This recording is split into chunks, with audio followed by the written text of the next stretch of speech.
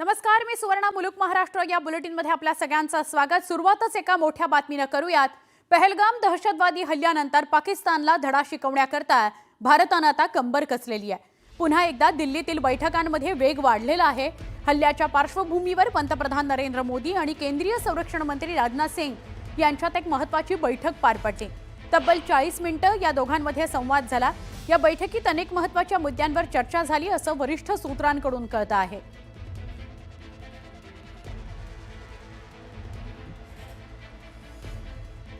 आपण थेट जाऊया नवी दिल्लीत। आमचे प्रतिनिधी प्रशांत लीला रामदास आहेत, त्यांच्याशी बोलूया।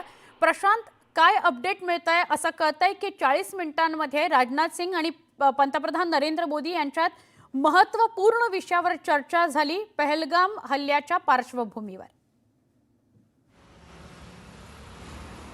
बरोबर, सुवर्ण अत्यंत महत्त्वाची बैठक 7 लोककल्याण मार्ग जे पंतप्रधानांचं निवासस्थान आहे तिथे झाली। या बैठकीमध्ये जर बघितलं आपण तर या बैठकीला पंतप्रधान नरेंद्र मोदी, त्यांशिवाय त्यांचे पंतप्रधानांचे राष्ट्रीय सुरक्षा सल्लागार अजित डोवाल, केंद्रीय संरक्षण मंत्री राजनाथ सिंह, त्यानंतर चीफ ऑफ डिफेन्स स्टाफ हे प्रमुखपणे उपस्थित होते। खास करून पहलगाम हल्ल्यानंतर भारत सरकारने संरक्षण क्षेत्रामध्ये कशा पद्धतीने पुढे जायचं या संदर्भात या बैठकीत चर्चा करण्याची माहिती आहे। सोबतच अत्यंत महत्त्वाचं हे आहे की या संदर्भात कालही बैठक झाली होती। त्या बैठकीमध्ये संरक्षण मंत्रालयाच्या वतीने संपूर्ण अहवाल घेण्यात आला होता। तो अहवाल देखील पंतप्रधानांच्या या बैठकीत मांडण्यात आला।